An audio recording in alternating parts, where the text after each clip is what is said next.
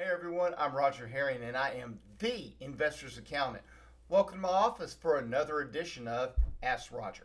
This is where you get to ask me a question about real estate taxes, about wealth building, about generational wealth, about real estate investment in general. All the awesome topics we love to discuss here on this channel. So, I've been getting a question fairly frequently lately, and it goes something like this. Roger, the economy is down. Should I really be buying rental properties right now? The answer is yes. The economy is down, but let me put it away a gentleman once did. I was teaching for a guy at his boot camp. This was pre-COVID. Okay, his name is John Adams, and here in Metro Atlanta, he is a local expert on single family rentals. And he was asked that question, and John just kind of shifted in his chair a little bit. Well, actually, it was the stool he was sitting on up front. And he looked at the gentleman and said, there's about 330 million people here in the United States, and most of them would like to live indoors. What he was saying is people need housing. And especially when the economy is down, it's less expensive to rent than it is to go out and buy something. People lose their jobs, people get laid off, people can't afford to own a house. So what do?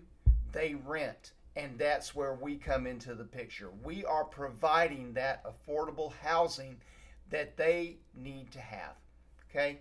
Plain and simple. There's an old adage. When was the best time to invest? 10 years ago. Well, when's the second best time? Right now. Then it comes up all the time, well, Roger, what about what happened back in 2008? Well, let me put '08 to bed. Nobody saw '08 coming, but we should have seen '08 coming because of this thing called lunatic lending. Banks were being required to give loans to people that had no business having a loan. And banks would do crazy things.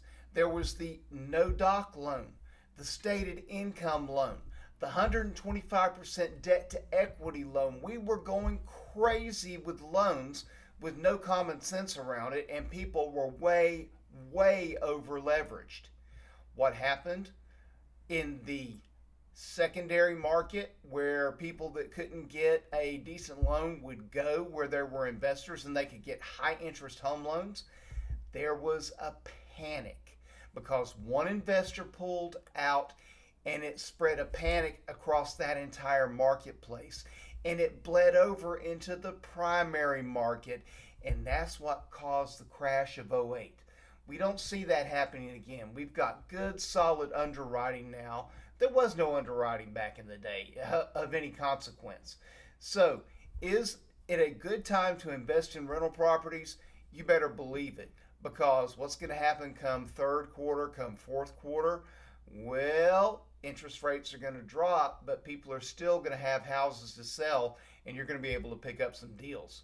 Or check out my video on acquiring property without the bank. Learn what's called acquisition by subject to. Until the next time, Roger out.